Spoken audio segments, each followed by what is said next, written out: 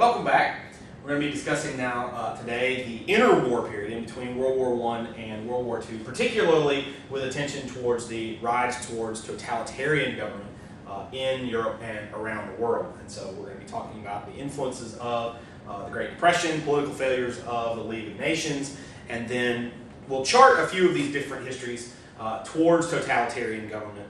And of course, we'll spend the most amount of time talking about the rise of Nazism, the Nazi Party, inside of Germany. One of the main motivating factors towards the shift towards totalitarianism is the advent of the Great Depression.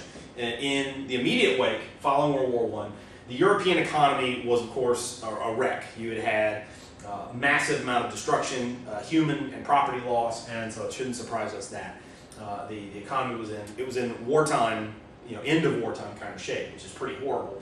The European economy did manage to begin a recovery, really because it had nowhere to go but up from the end of the fighting of World War I. But really soon, by about 1922 or so, much of Europe had slipped into recession, and it would slip kind of in and out of recession, depending on kind of where you were talking about and at what time in the 1920s you were talking about. Now, this was led by Germany. Germany had a drained economy from the war, plus heavy payments of reparations. And then also you had problems with Russia, the Russian economy. It had a drained economy from the war, and then it added to that problem, which was communism, which doesn't make any money at all. So now, you did have some economic success that was marking the 1920s, based on kind of where you were and what was going on. I mean, the British brought some in, the Germans actually managed to get some at various points. But the real crash comes in 1929 when the United States stock market and economy crashes, and then a whole series of other events take place, really to kind of suck the rest of the world down the drain with it. To put this into perspective, unemployment is going to hit 25% in Britain. It's going to hit 40% in Germany. So you can start looking around and thinking about, what would it be like if almost half the people who wanted jobs and needed jobs to support themselves couldn't find them, right? The German currency, the mark, was already badly inflated due to the reparation payments and the way that the Germans had mismanaged their money. This is only going to make things even worse. The political fallout of this is going to be that the democratic governments that had replaced the autocratic governments in the wake of World War I are only going to have been in place for something like 10 years or so when this massive crash takes place. And so, while we would like to think that, people electing their own government, that's the way things ought to be, kings and monarchs and emperors and those kind of things, that doesn't make any sense. But to a lot of people in their experience they'd never experienced a crash like this under the auspices of an autocratic government. And so it looked like, democracy's to blame. These guys, they go in, they get voted in, they have these debating sessions, and then nothing happens. And so it's not hard for a lot of these more extreme members of these political movements to kind of point the finger at democracy itself. And so here you can see a few scenes. This is German school children. They're playing with these just stacks and stacks of worthless German paper money because they were actually cheaper to use as fuel in the fire or children's playthings than actual money. These are the lines of unemployed people in Paris, men waiting for hopefully jobs to take place. These are hungry children forced onto the streets in Germany. So when we look at the influence or the effect that the Depression has on people's perceptions of democratic governments, it's not necessarily going to be a positive one, right? The United States' policy following World War I had been one that's essentially referred to as isolationism, which isolate the United States from any sort of global responsibilities. And this is only deepened when the Depression happens, right? What this means is with the United States pursuing a very national self-interest kind of policy, both in terms of diplomacy but also economic trade policies, this is going to encourage a lot of other countries to follow suit. And so during a period when countries really should have been finding ways to work together, they were only pursuing their narrow interests. This is what's good for us. And so this is going to lead us into a lot of places where you'll find, for example, the Germans invading countries during World War II to take them over so they can get these valuable resources, when it would have been a whole lot easier just to trade with these people under more peaceful auspices, right? But during this period here, the 1920s and the 1930s, during the Depression, a lot of people become really, really desperate. And desperate people do things that they might not normally do. And so they're going to turn more and more towards extreme political views to solve these political problems because the democracies and the sort of more moderate political viewpoints proved completely incapable of ending the Depression and solving their problems. What you're going to see, especially attractive in European political circles, were communist and fascist parties of various stripes that would promise some form of autocratic dictator to address these national issues. Now, these movements proved most effective where democracy was a more recent introduction, but they also had pretty strong impacts on the traditional democracies, places where democratic processes had been in place for several decades, if not, in the case of the United States, over a century. So these great democratic powers, they also strained under the Depression as well. Now, they would expand their power, not to the point of dictatorship, but you are going to see really all of these governments going to get a lot bigger and a lot more muscular as a result of that, right? You are going to see significant amount of political fracturing that takes place, especially when you look at Britain and most notably in France. When especially the French should have been mobilizing and marshaling their political and sort of national strength to oppose German expansionism in the mid to late 1930s, they were sort of fighting amongst themselves, whether or not an autocratic government, a big government is going to be the way to go, a smaller government, a socialist government, and so they had spent a lot of time really kind of venting their political hatred on each other because of this political fracturing rather than preparing for later events. And so here you can see some scenes of Nazi propaganda, right? Nationalsozialismus, right? National Socialism. It's the organizing will of the nation, right? And so you can see these guys that get the swastika in the background, and these guys are tough and they're looking forward and they're in their quasi-military uniforms. And so this is the ethos that the Nazis are going to try to get across, that it's an organization, right? It's going to band us together. It doesn't come across as this sort of cartoonish, brand of evil that we use today to kind of look back on Nazism. This was the idea that it's going to contrast itself against the weak, sort of dithering, let's all argue with each other kind of democracy. No, we're united, we got a single purpose, we're tough, we're strong. And so that's going to be the viewpoint that they're going to use to propagandize themselves. Right? We're going to start looking at a few specific examples as we go around with this. Right? The first of these is going to be fascist Italy. Benito Mussolini is going to be our main character here. He had been a former army veteran in the First World War, but in the post-war period he had become a journalist and then he became a politician, and he rose to political prominence at the head of Italy's fascist party. It's noteworthy here to understand exactly what the name means. Right? Fascio were these sticks, right? This bundle of sticks that had been long a symbol of power for the Roman consuls back in the Roman Republic, and then later the Roman Empire and things like that. The individual sticks themselves were the ones that farmers would use to hit sheep and animals on the butt to get them to go where they wanted them to go. And that's pretty much the idea: is they're going to smack you and get you to go in the direction that they want you to go. Right?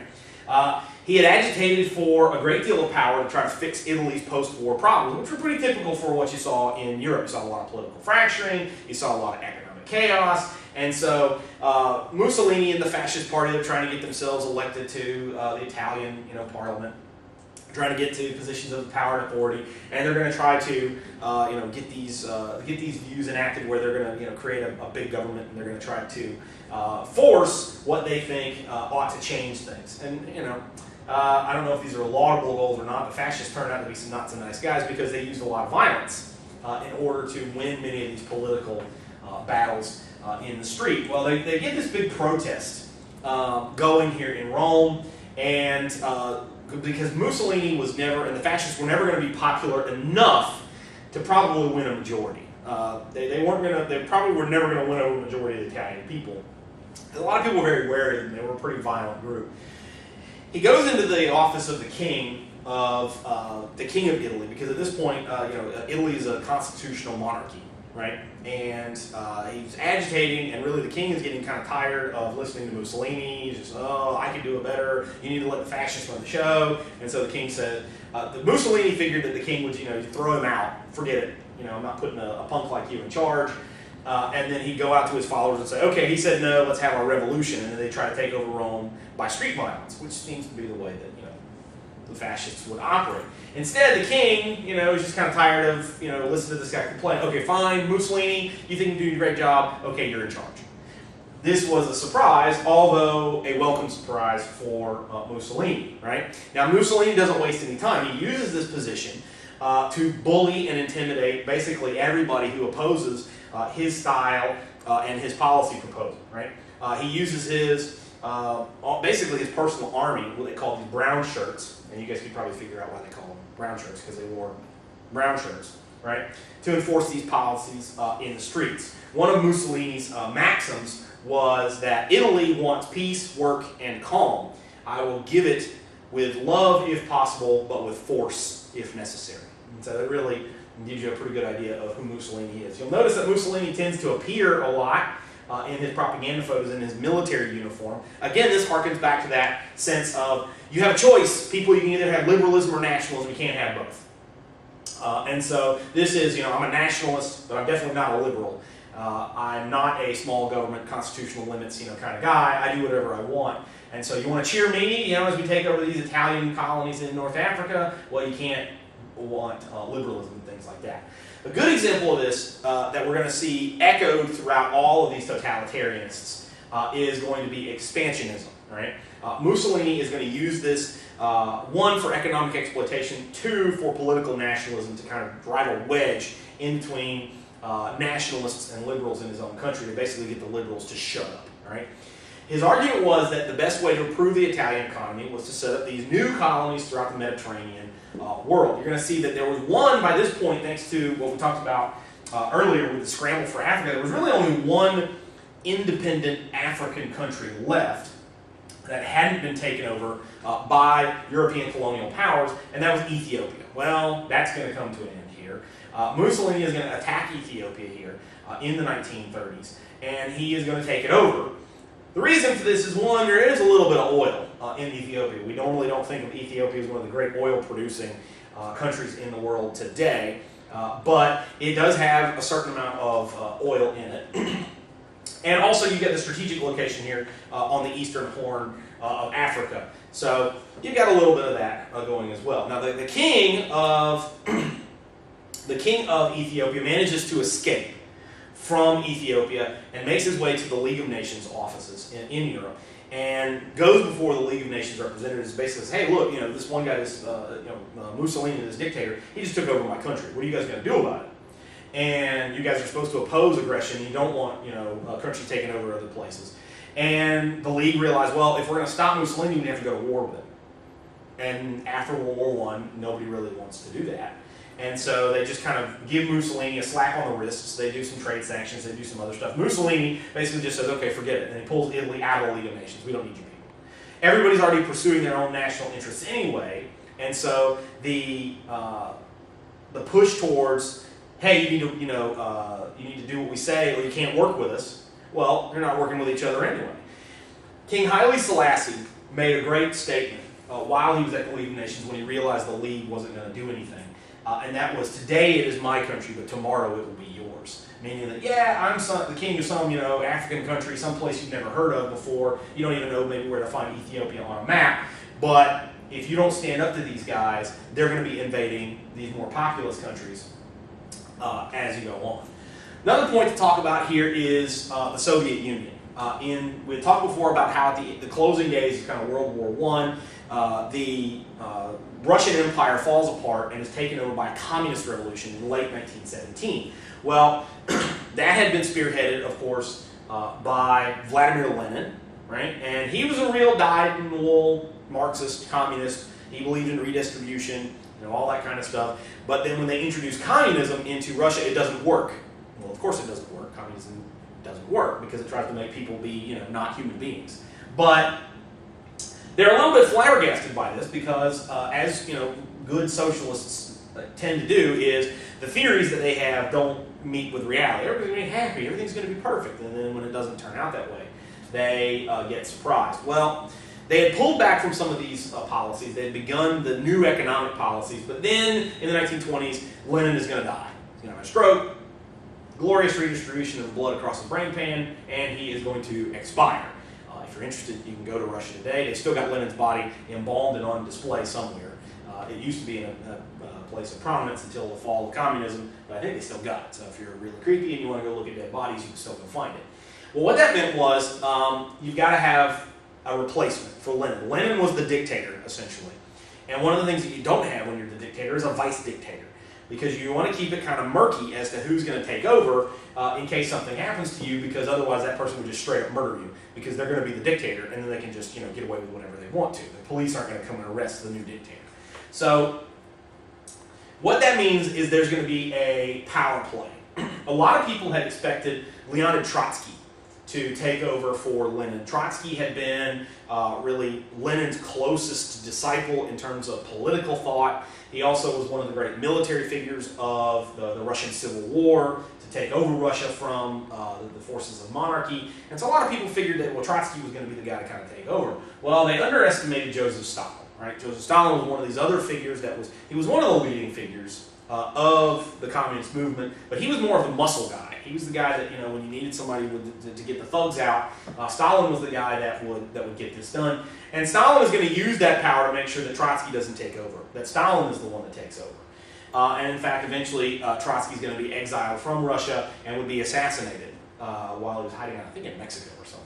Right? What that means here is Stalin is going to be the one sort of organizing will that everybody's going to have to follow here in pre-World War II Soviet Russia. Right? What you're going to see, this program that he's going to embark on is one of forced industrialization, and really, in a lot of cases, abject terror. Industrial output is going to expand remarkably, but only through forced labor. Stalin's going to come in and say, hey, we need industry, we need pipes, we need ships, we need steel, we need buildings, we need all this kind of stuff. You guys do it.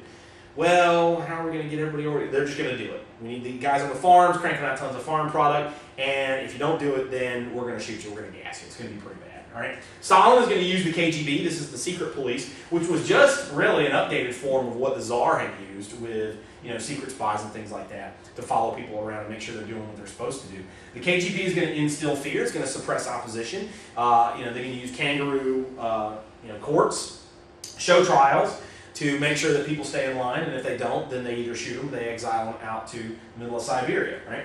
So this also included, ironically here, right before World War II, some of Stalin's best army commanders. A lot of the senior leadership of the Red Army is going to get hit in this purge because Stalin was afraid of the political ambitions that these guys might have.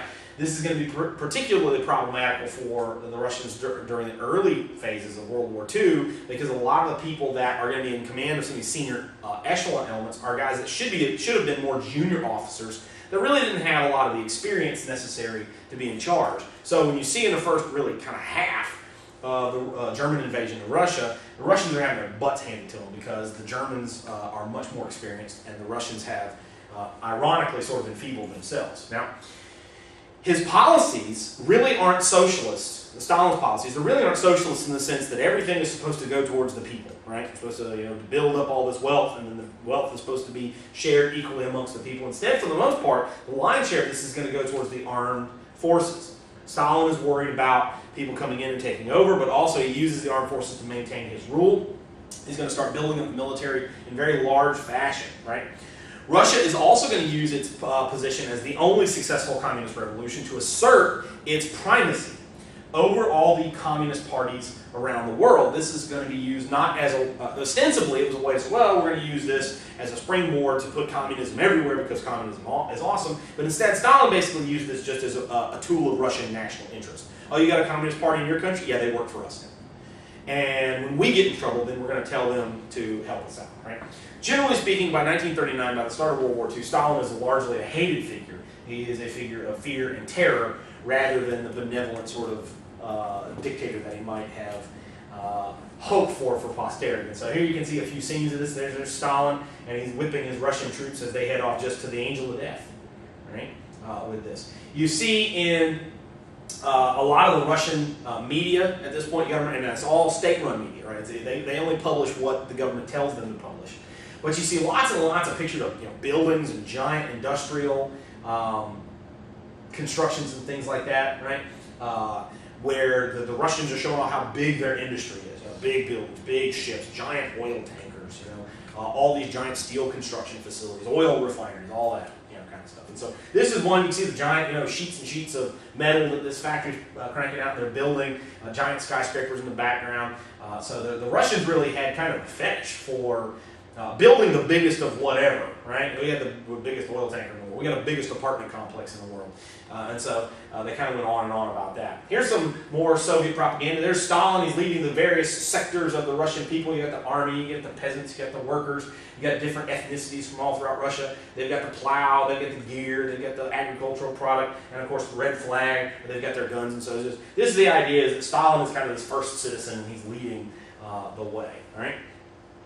Well, let's face it, the reason you tuned in today is to talk about Nazis, and I don't want to disappoint, all right? And so most of the amount of time that we're going to spend is actually going to be on the rise of Hitler as leader of the Nazi Party and the Nazi takeover of Germany initially, all right? So we've got to understand a lot about what's going on in Germany following the First World War. Well, the First World War was utterly devastating to the Germans.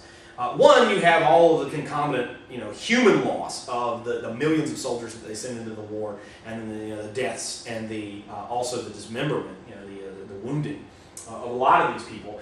But really, one of the main problems is going to be the economic drain that this has on Germany. That just so much of this of the resources of the nation were sent to the front lines, and we were blown up in World War I. You couple that with the problems with the Versailles Treaty. Oh, you owe us more money. We don't have any money. No, you owe us more money. You're going to lose your colonies. You're going to lose some of your home territory. Right?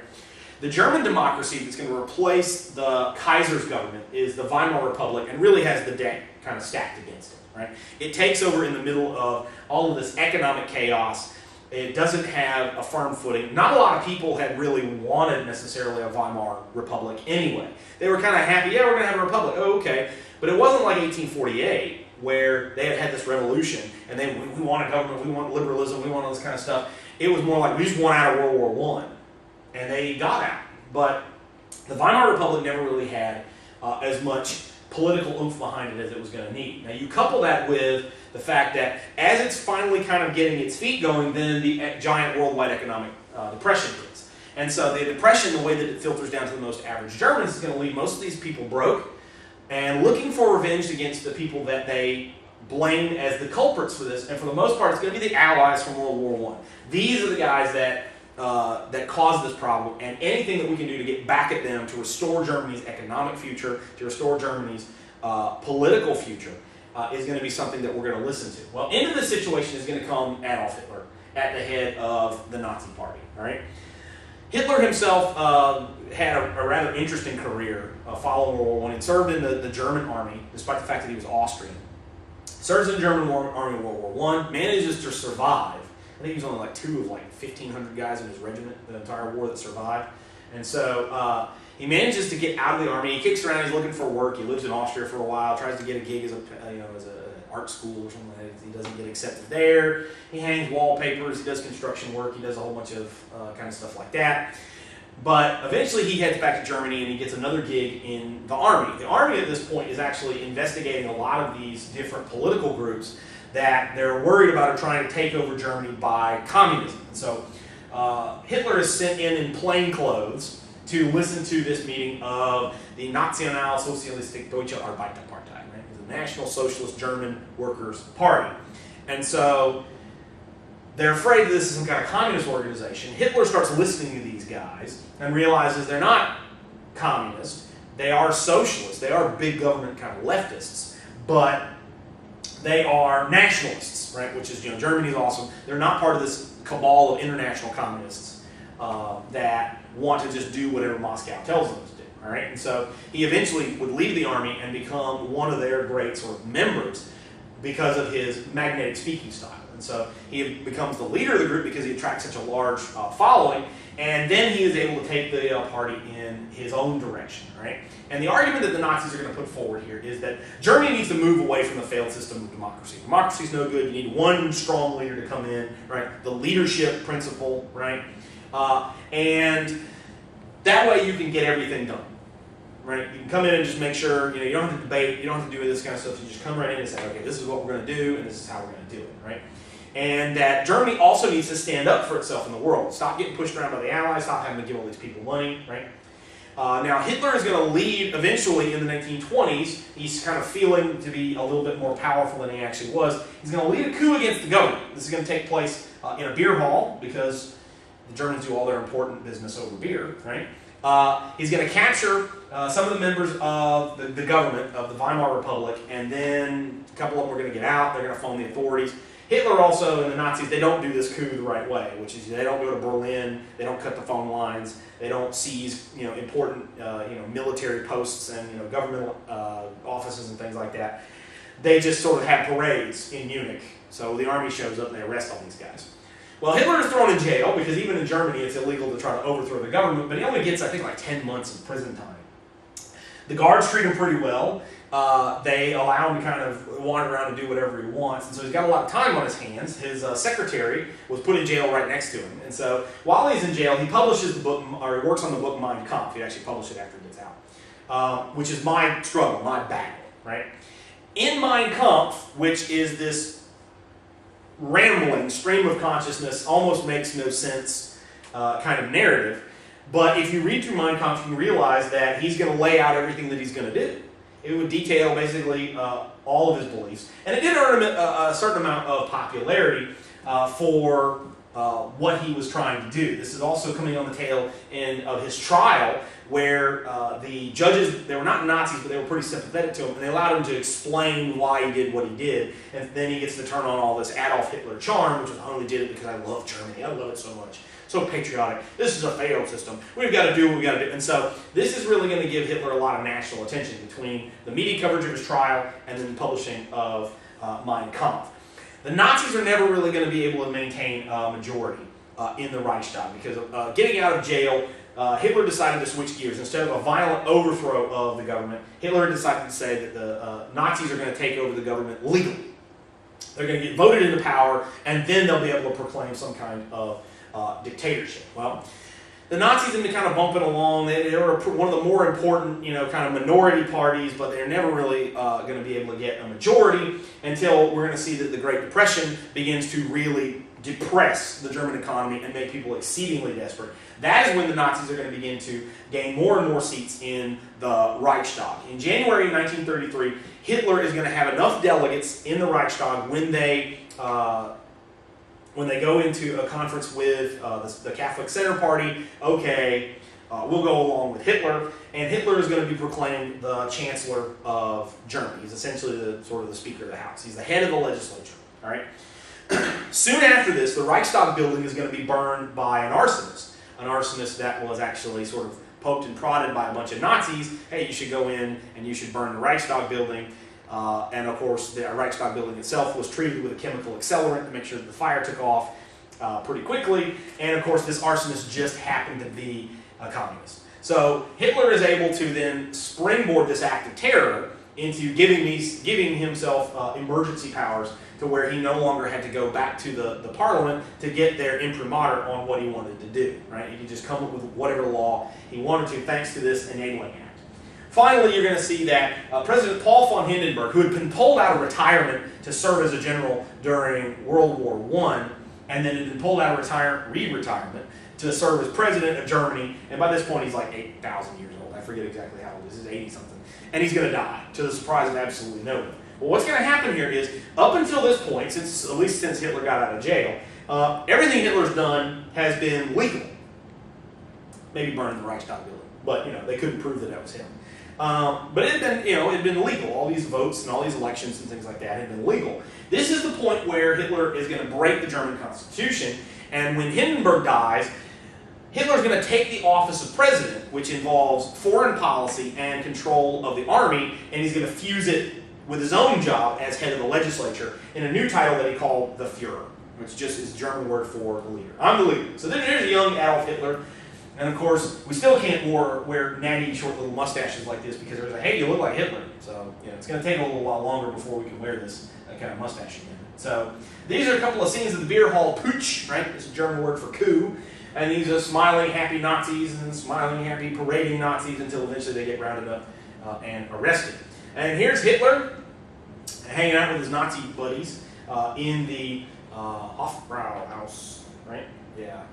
in Munich. This is where they're hanging out. This is where the putsch would happen a little bit later with this. This is the first, essentially, Nazi candidate for the German presidency, right? This is Erich Ludendorff. He had been a general in World War I. He wasn't officially a Nazi, but Hitler was supporting Ludendorff, and Ludendorff was pretty pro-Nazi in his views. Ludendorff would, of course, go on to lose. Hitler himself would lose. This right here gives you a pretty good example of this little looping media file of what the deal with Hitler was.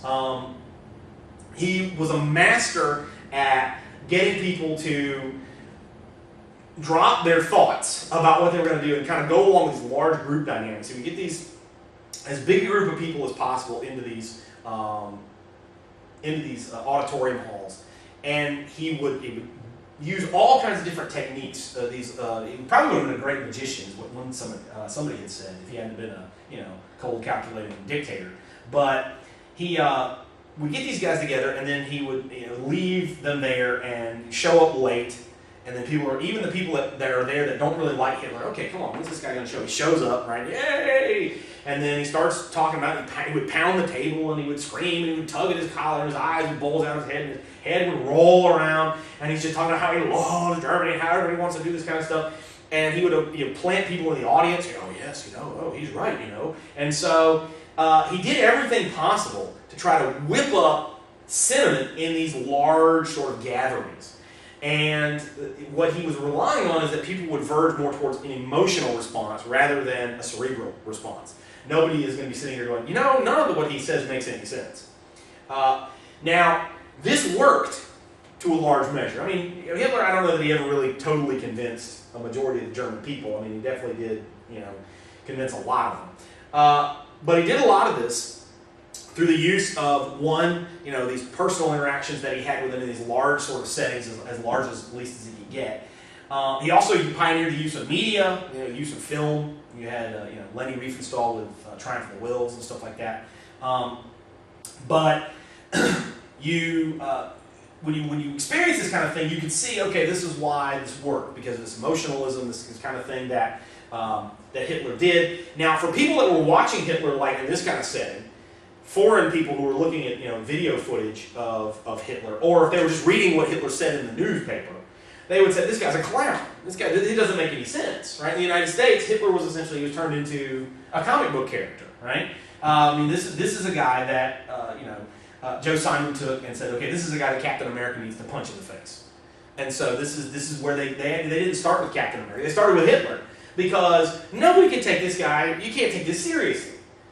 And so it really baffled a lot of world leaders who weren't inside Germany. Why are the Germans doing what they're doing? What's the deal with this guy? He can't be serious. It turns out that, yeah, he actually was. He really did mean what he said. All right? And so as Hitler is sort of pushing Germany towards war, a war of revenge, all right, we're going to see that one of the really important places that's going to be a big event, that's kind of a non-event, is going to be in Spain. All right? In 1936, the same kind of forces that are pulling apart the internal workings of a lot of European countries, right, and some American countries as well, are going to be very active and at work here in Spain.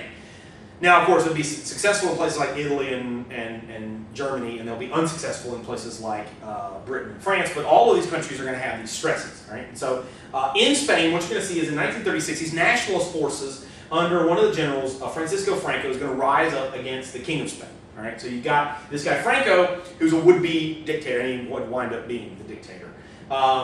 They want a stronger central government. They don't want the king's government. They also didn't like the fact that the king was verging towards this very leftist, kind of socialist government.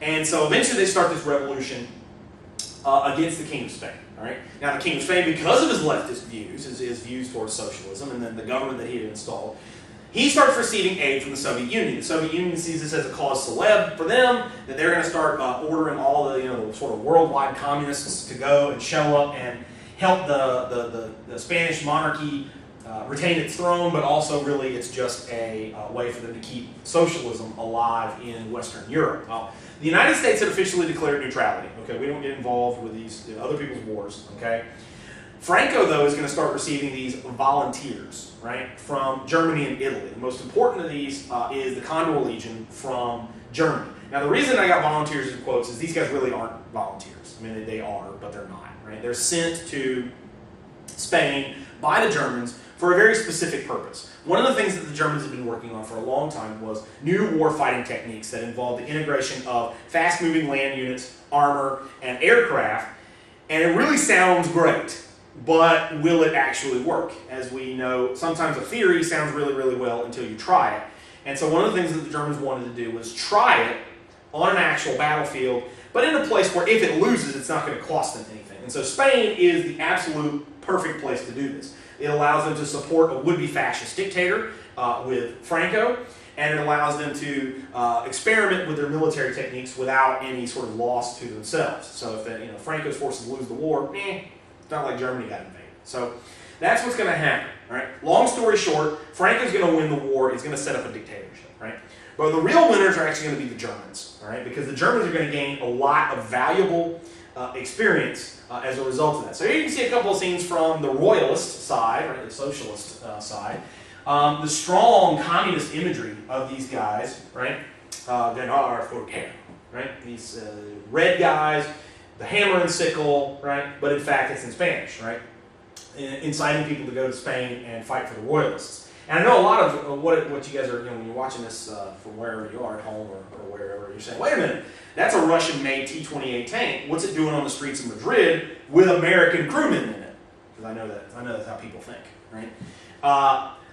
Actually, you're probably not thinking that. But this is a Russian-made T-28 tank. It is on the streets of Madrid, and it does have an American crew on board. And the reason for that is, like I said, the Russians supported the royalist position. They sent them a whole bunch of these T-28 tanks. And the reason for the American crew is there were a lot of leftist Americans, a lot of communist Americans, and they volunteered in fairly large numbers to come over and fight as well. This is the Ju-52 bombers. They would eventually be converted to cargo planes during World War II, but one of the questions that the Germans had was, well, yeah, you can bomb a city. It would seem that you could bomb a city into submission.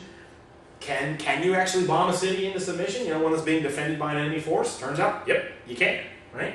This is Ritter von Thoma. He's in his Panzer I tank for the Condor Legion. He was the commander of these groups, and they're practicing their armored warfare, and they're maneuvering these troops with trucks and things like that. And it turns out that, this kind of stuff will work pretty effectively, right?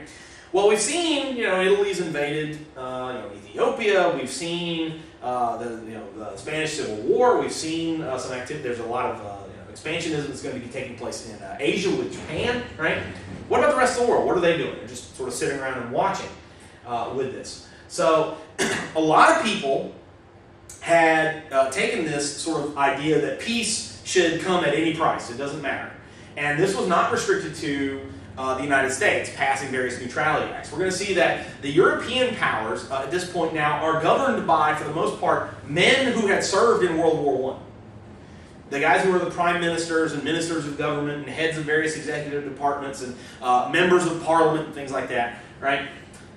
These guys are very mindful of the oceans of blood, of people that they knew that they grew up with that got blown up in World War I. And so they are not going to be very interested in getting involved in another one. So they're going to be moving towards a policy that we would call appeasement, right?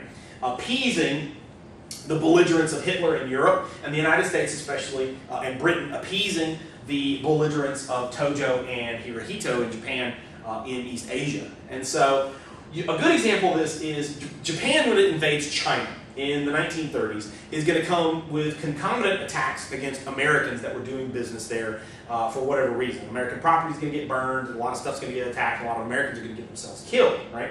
You dial us back to 1898, and much, much less than this is going to provoke the United States to declare war on Spain in 1898. So you figure, well, this is a pretty obvious, pretty blatant kind of activity that the United States is not going to stand for. But in fact, a lot has changed between the 1890s and the 1930s. And basically, you're going to see that the United States citizenry is going to demand that President Roosevelt do nothing.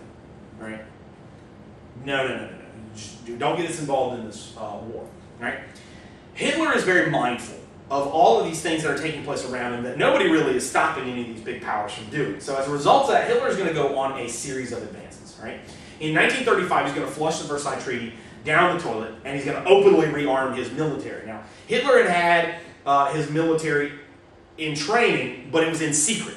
His tankers were training in Russia, and they were using mock-up tanks made out of wood inside Germany. His fighter pilots were using gliders, to simulate air combat with what they were trying to do.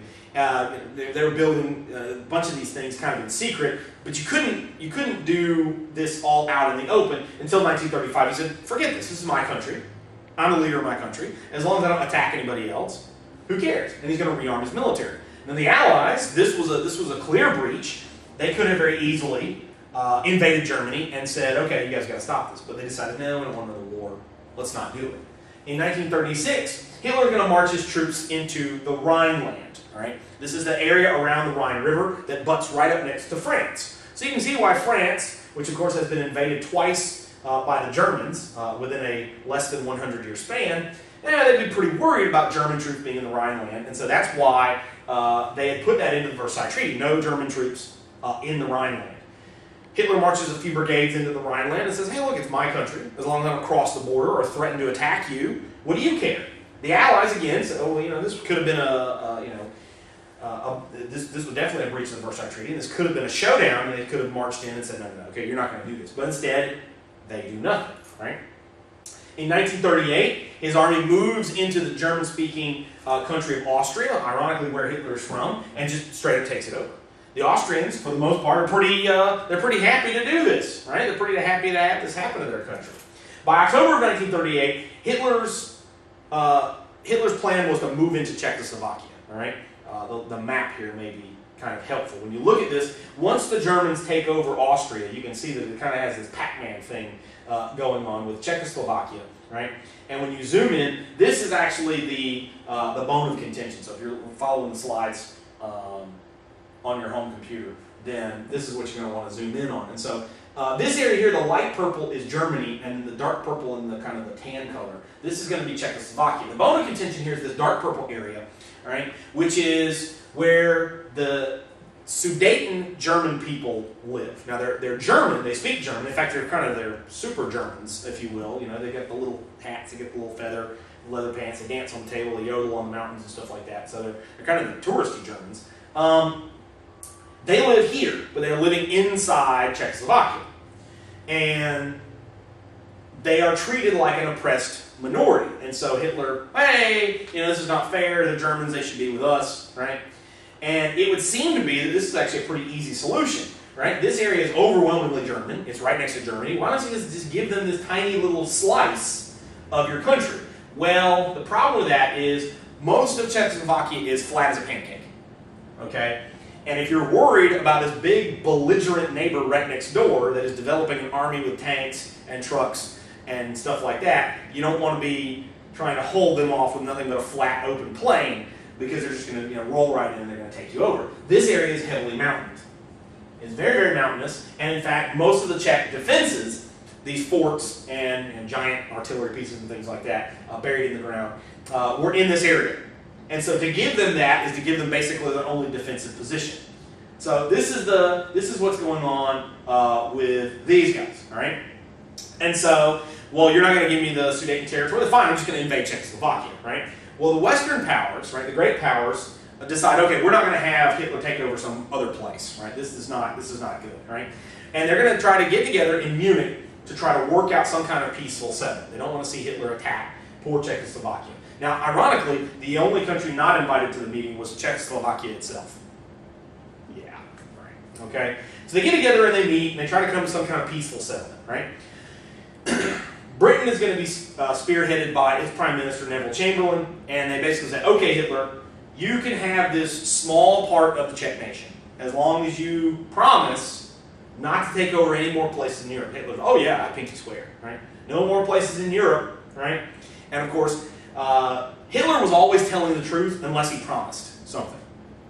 When Hitler said crazy things like, I really think we ought to invade the Soviet Union in his book to take them over for their resources and, make their citizens slaves of ours, People are like, that's crazy. Nobody would believe that kind of stuff. You know, Jews are really the problem in the world. We need to just kill them all, right?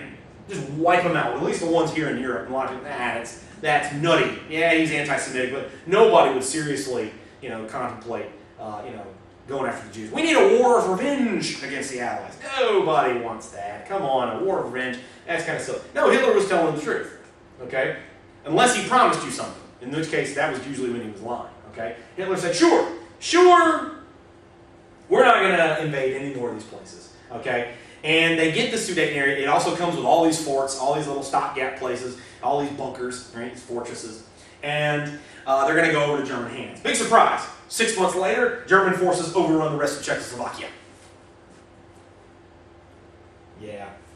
Now the Allies, they threaten war, but again, they don't do anything with this. And so this is Germany. This is Hitler. He's rearming his armed forces openly, tank construction, battalion after battalion of German troopers marching along. This is Hitler's ride into Austria. As you can see, the Austrians are pretty happy to have him there. See Heil and all that kind of stuff, right? And this is German guy or Austrian guy comes out and Hitler puts his hand on his head, right? I'm not exactly sure what's going on with that. These two we looked at. This is the meeting that took place, right?